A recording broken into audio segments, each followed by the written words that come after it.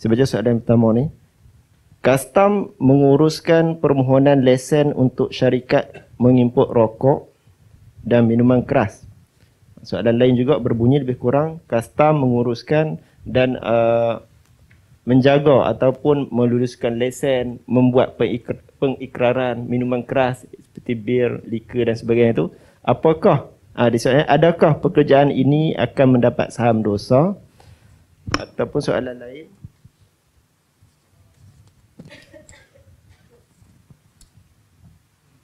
sama juga Datuk. Adakah berdosa? Maksudnya soalan berkenaan dengan apakah hukum tugas sebagai seorang pegawai kastam yang menguruskan berkenaan dengan minuman keras dan rokok. Silakan. Macam mana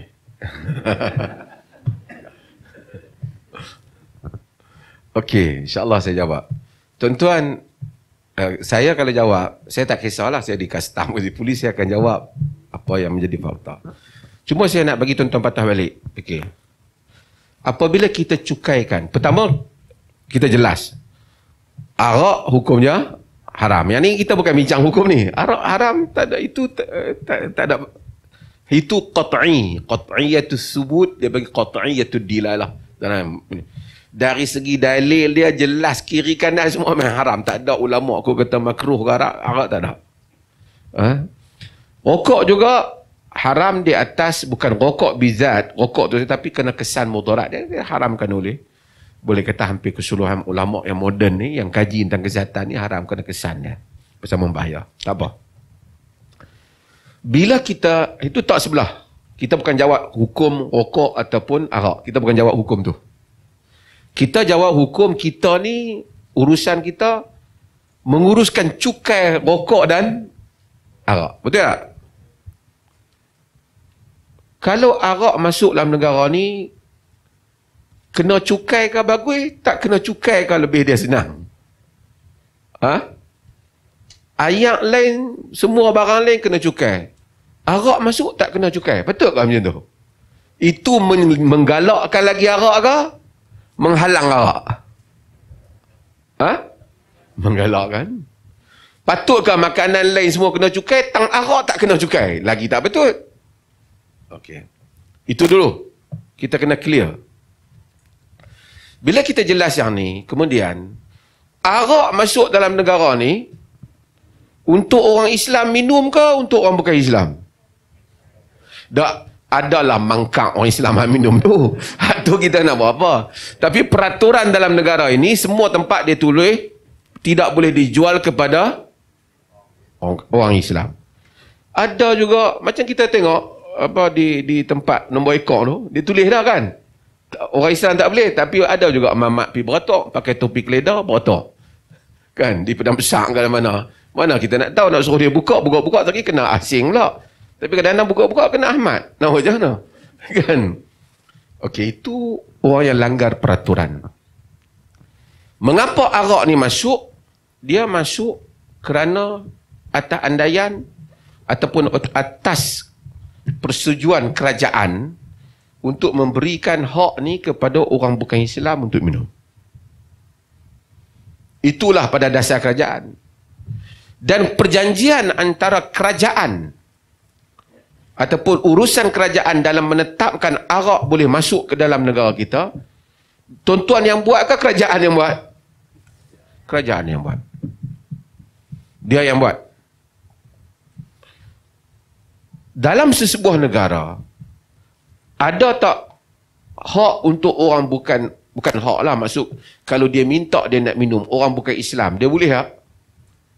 Kerana ini perbincangan panjang dengan fuqaha, kerana dia panggil khitab yang furu', pasal dia asas lagi dia dah tak beriman, maka hukum yang cabang tu dia tak terikat.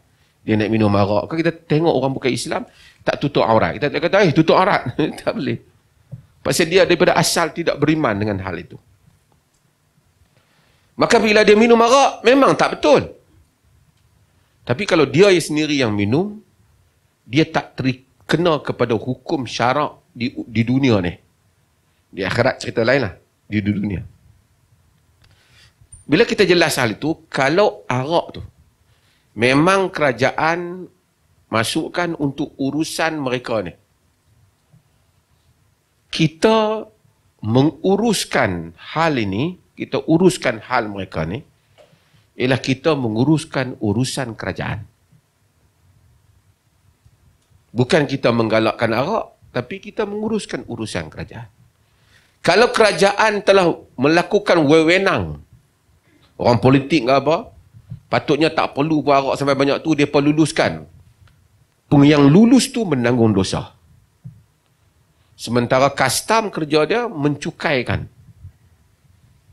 Dan cukai itu sepatutnya lebih tinggi, lebih bagus sebab menghalang supaya arak tu mudah diminum oleh orang.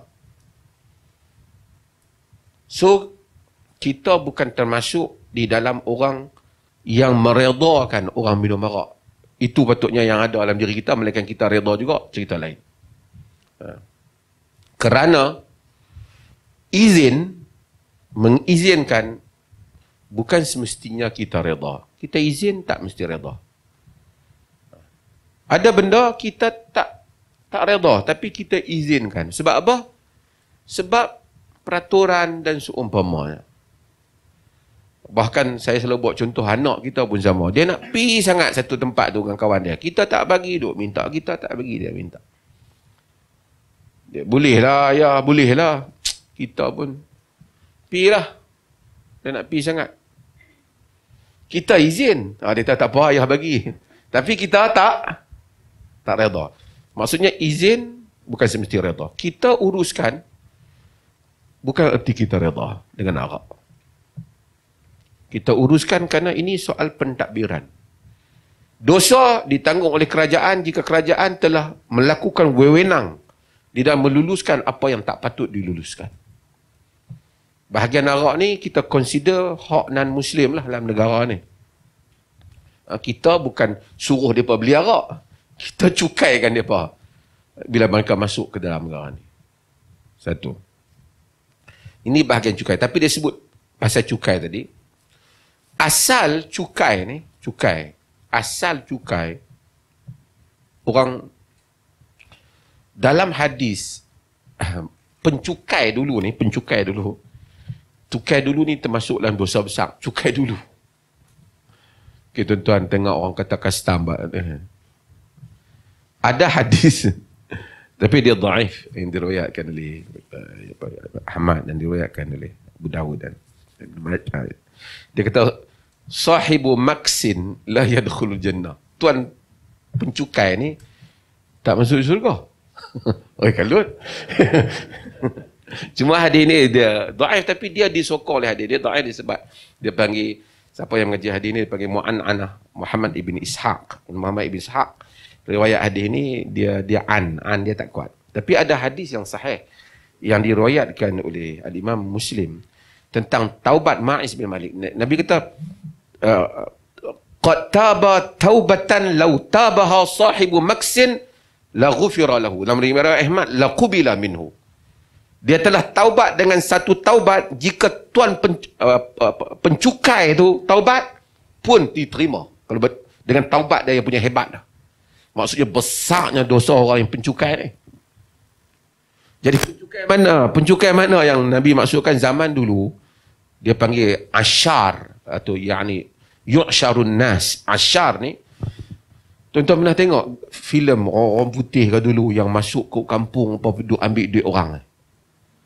Gangster yang duk mai kok kampung kok orang menega. You baru menega sini kah? You punya kena bagi 1 bulan 1,000 sama saya. Udah. Hak dulu gangster dulu ni penguasa yang cukaikan rakyat. Tak ada apa-apa sebab dia cukai tu, melainkan untuk kesenangan para penguasa saja. Hak mencukai tu termasuklah minal mubiqat, termasuklah dosa besar. Adapun cukai kerajaan hari ini, tak ada orang dulu dia cakap di parlimen, dia kata dalam negara sebelum dia masuk parlimen dia cakap kalau Islam merintah zakat saja, cukai tak ada. Dia tak berpijak pada alam yang dulu pemerintahan yang simple. Dalam pemerintahan yang simple tak apalah. Tapi hari ni kalau nak buat jalan raya, nak buat apa, nak ambil duit zakat mana? Kan? Nak buat bangunan macam bangunan custom ni, bangunan polis nak ambil duit zakat mana? Mana cukup. Maka pentadbiran moden tak sama dengan pentadbiran yang zaman dulu. Bahkan pada zaman Andalus, Yusuf bin Tasfin, juga cukai telah dikenakan dan para ulama Andalus endorse. Jadi cukai yang diambil oleh kerajaan dengan tujuan untuk dibalikkan kepada kepentingan rakyat, cukai ini tak ada isu. Cukai ini dibenarkan. Cukai yang maksud dalam hadis tu, kau tuan-tuan pergi baca, dia kata, hampa kerja custom ni, Nabi kita tak masuk syurga. Yang tu, cukai yang had tadi, yang sebut, yang orang kata pau. Pau orang ni, kan, masuk pergi ambil. Harta-harta orang, tengok orang berniaga ambil, tengok rakyat ambil, yang dibawa oleh penguasa dulu hanya untuk kepentingan penguasa. Itu yang dimaksudkan.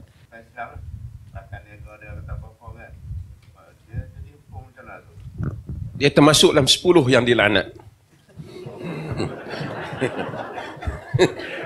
Tak boleh. Kita tidak boleh minum arak, tidak boleh perah arak, naqiliha, orang yang angkut pun tak boleh, orang yang bagi semua tu tak boleh. Arak. Ini satu soal honest. Kita percaya benda tu tak bagus, bagaimana kita bagi pada orang? Tak boleh. Sebab tu saya sebut adik-adik kita, anak-anak kita yang kerja di 7-Eleven tu, they are not supposed untuk, as a Muslim, untuk pergi tolong. Pasal dia tak boleh. Di kaunter pun dia tak boleh apa-apa penglibatan dengan arak. Dalam erti kata, memudahkan arak tu diminum. Custom ni dia bukan memudahkan, dia mencukaikan arak. Memudahkan untuk orang minum arak. Minum pun tak boleh, parah pun tak boleh, bagi hadiah pun tak boleh, semua tak boleh. Memang kadang-kadang ada bangsa, saya dulu duduk di masa di UK, kadang-kadang kawan-kawan ni bila ajak makan Mak Saleh ni di rumah kita, lepas dinner je dia nak cari benda tu. Saya bagi sparkling ke dia. Minum setara ni kata aku kan. Dia drunken pun tak boleh, tipsy pun tak boleh. Dan tak boleh menghadiahkan, termasuk dalam hadis.